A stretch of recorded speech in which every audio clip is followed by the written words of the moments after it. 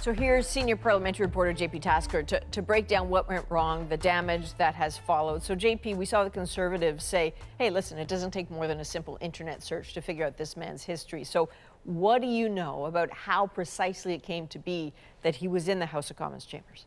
Yeah, House Speaker Anthony Rota is taking full responsibility for this invite. He says he did invite Yaroslav Hunka personally to be on hand for those festivities on Friday when Volodymyr Zelensky, the Ukrainian president, was delivering his address to Parliament. This is someone who was known to the Speaker before these events. He's someone who has been in the riding. He lives in the Speaker's constituency. He lives in North Bay. He's been a feature at Ukraine's solidarity events for the last number of months. He's been profiled in local media. Of course, they never mentioned that he was a member of the 1st Galician Division, an outfit that was tied to the SS and Nazi Germany. That has not been something that has been part of the profiles of this man until now.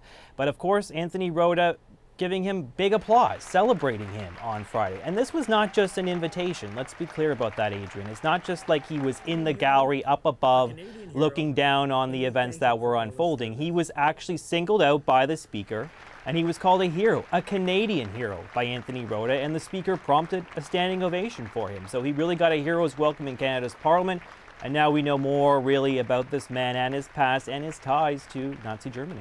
So is that all that it takes, JP, just an invitation from the Speaker? Like, what precisely is the procedure that lets him be in there? Yeah, so during these events, there are hundreds of people that are gathered on hand, and the Speaker gets a certain number of seats that are allocated to him. He can pick who he wants to be on hand for something like this.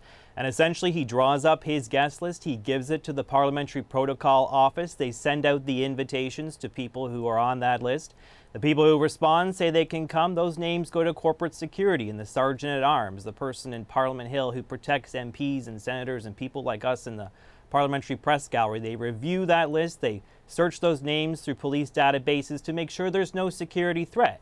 But they're not doing a Google search like the Conservative leader suggested today. They're not doing a political vetting. There's no issues manager that is looking over their shoulder to see if there's someone who may be problematic, someone who may be embarrassing to the government or the Speaker or the Prime Minister or Mr. Zelensky himself. They're not doing that kind of granular details.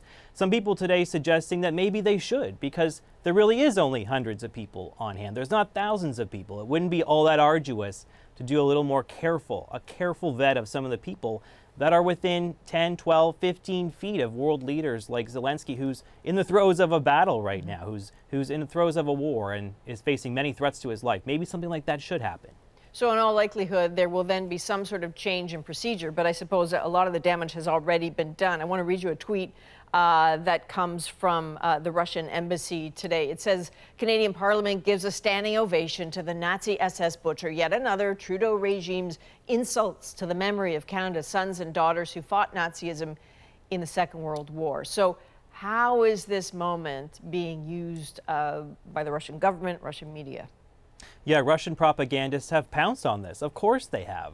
Some experts we spoke to today say this was a gift to the Russian government. This really does fuel the false narrative that Vladimir Putin has been pushing since the beginning of this war, that the conflict in Ukraine is really about rooting out Nazis.